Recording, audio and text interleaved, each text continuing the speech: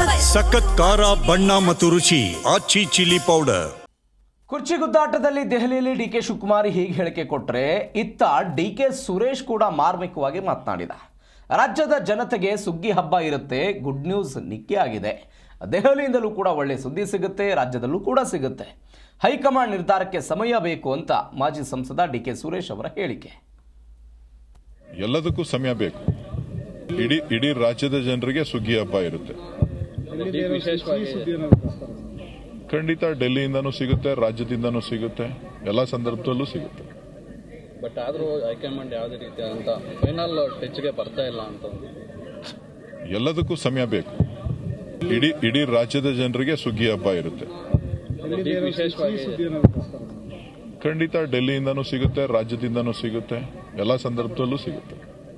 But ಆದರೂ high command ಯಾವುದೇ ರೀತಿ ಅಂತ ಫೈನಲ್ ಟಚ್ಗೆ ಬರ್ತಾ ಇಲ್ಲ ಅಂತ. ಎಲ್ಲದಕ್ಕೂ ಸಮಯ ಬೇಕು. ಇಡೀ ರಾಜ್ಯದ ಜನರಿಗೆ ಸುಗ್ಗಿ ಹಬ್ಬ ಇರುತ್ತೆ. ಖಂಡಿತ ಡೆಲ್ಲಿಯಿಂದನೂ ಸಿಗುತ್ತೆ, ರಾಜ್ಯದಿಂದನೂ ಸಿಗುತ್ತೆ, ಎಲ್ಲ ಸಂದರ್ಭದಲ್ಲೂ ಸಿಗುತ್ತೆ. ಬಟ್ ಆದರೂ ಹೈಕಮಾಂಡ್ ಯಾವುದೇ ರೀತಿ ಅಂತ ಫೈನಲ್ ಟಚ್ಗೆ ಬರ್ತಾ ಇಲ್ಲ ಅಂತ. ಎಲ್ಲದಕ್ಕೂ ಸಮಯ ಬೇಕು.